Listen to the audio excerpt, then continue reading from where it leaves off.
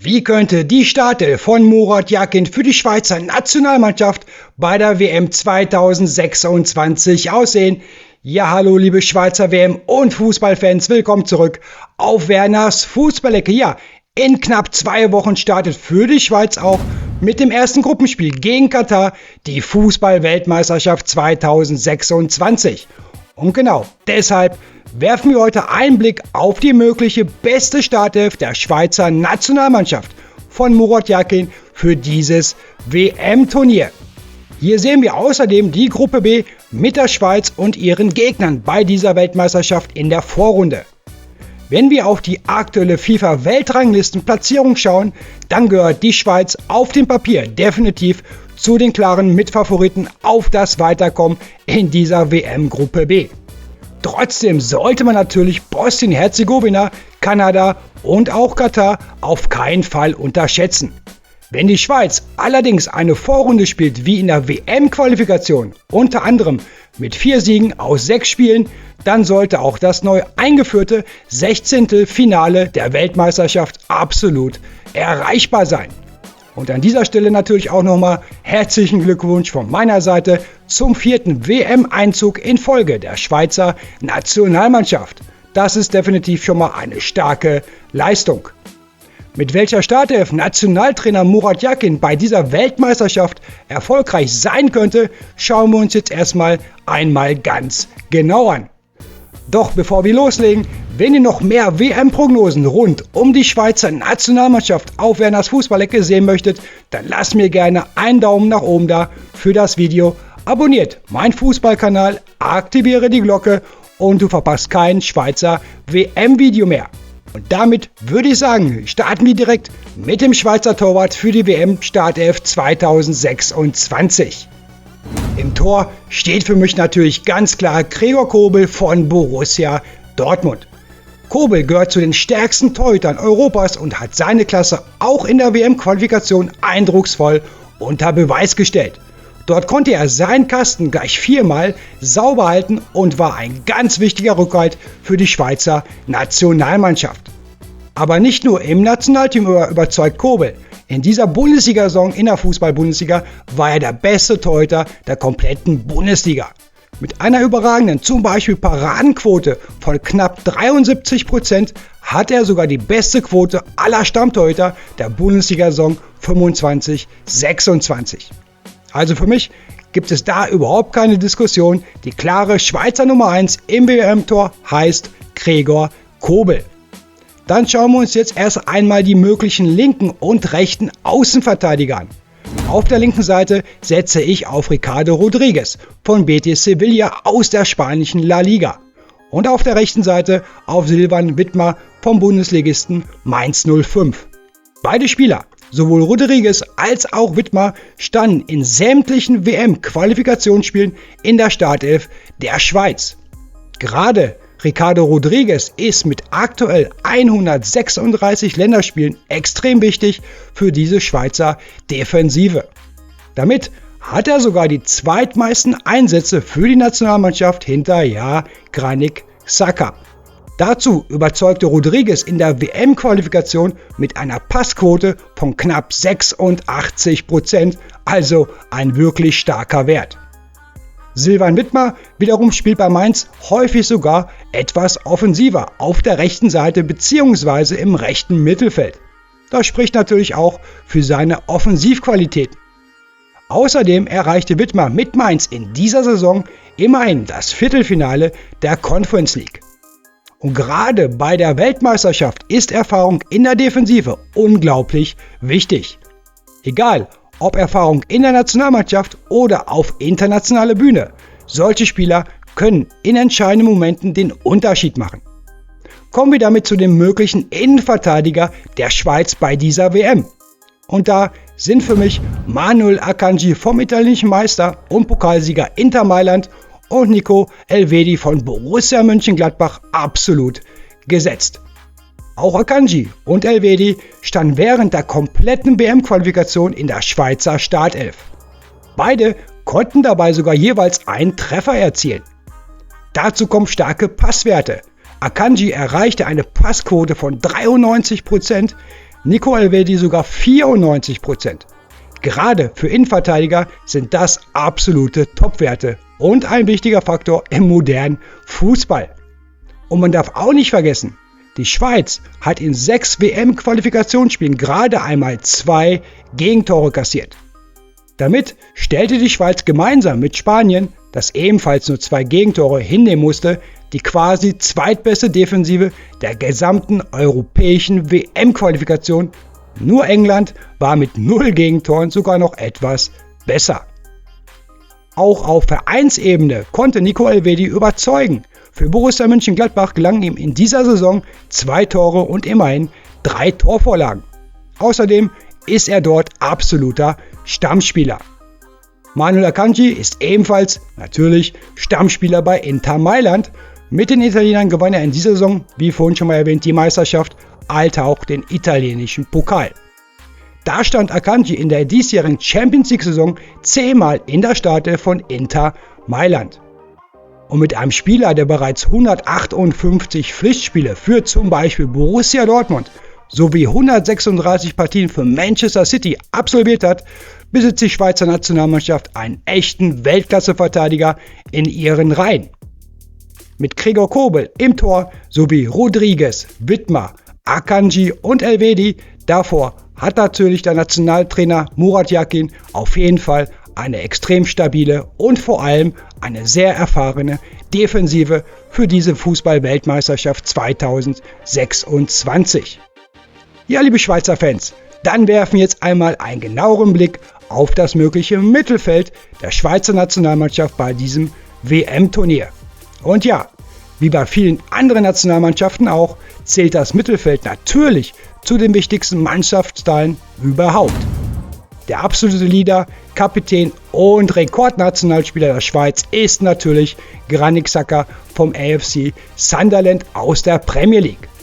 Neben ihm würde ich im zentralen Mittelfeld auf Shootingstar der Bundesliga Yoann Manzambi vom SC Freiburg sowie auf Remo Freuler vom FC Bologna aus der italienischen Serie A setzen. Klar ist, Xhaka bleibt auch bei dieser WM 2026 der absolute Chef im Ring der Schweizer Nationalmannschaft.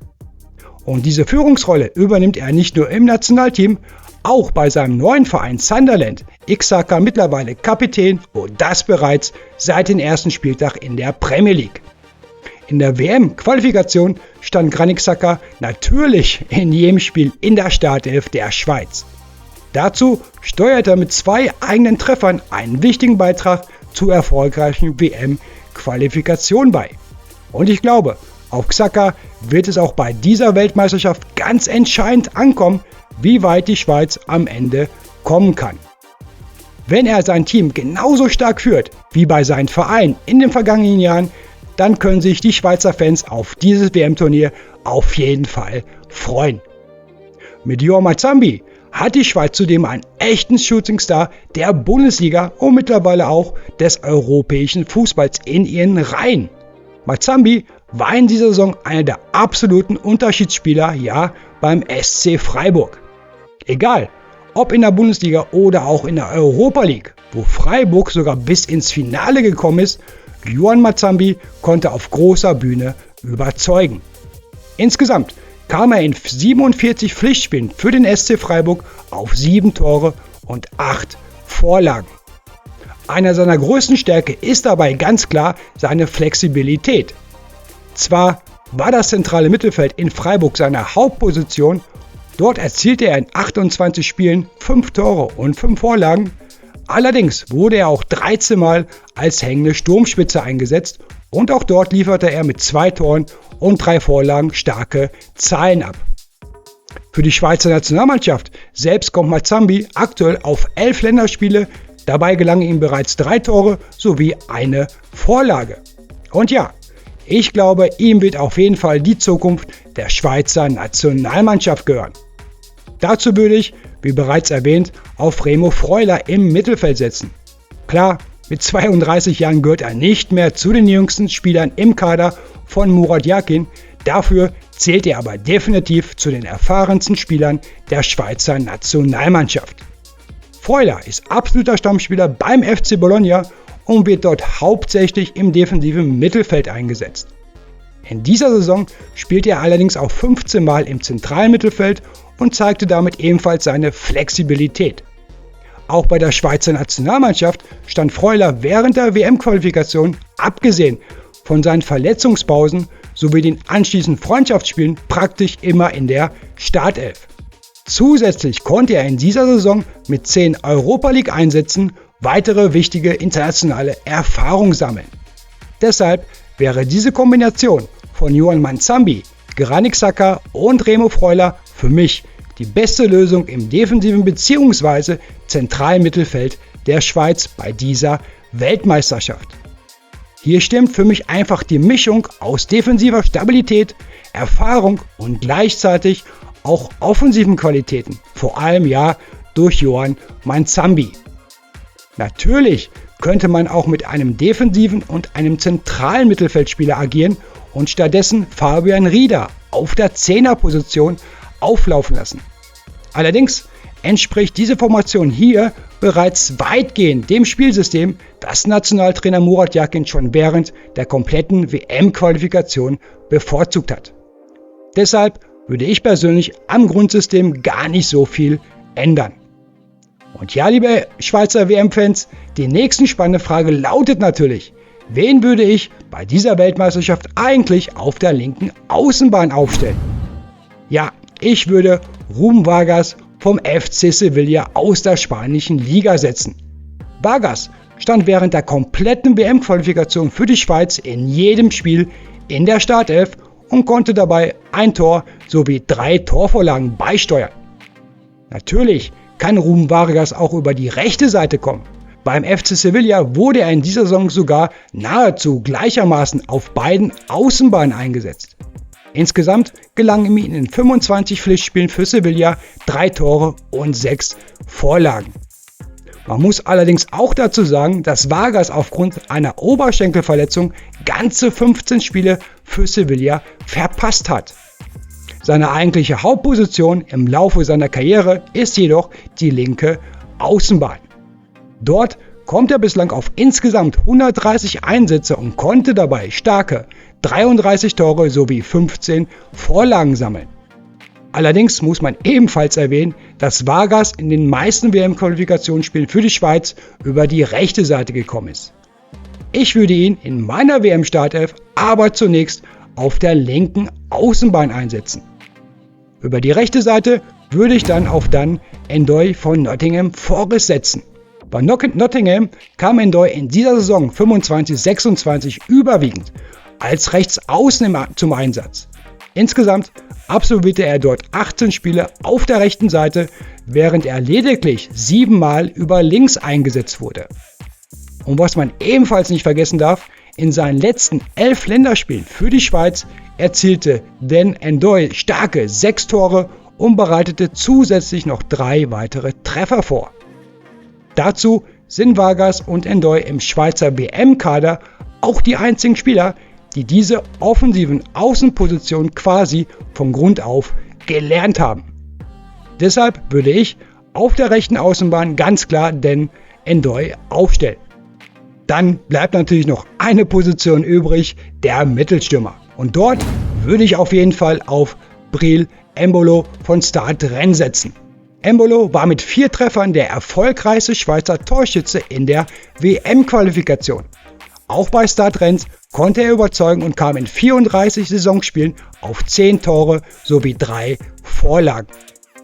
Wenn wir uns zusätzlich seine Bilanz der letzten insgesamt 13 Länderspiele für die Schweiz anschauen, wird schnell deutlich, wie wichtig Breel Embolo für die Schweiz bei dieser Weltmeisterschaft werden könnte.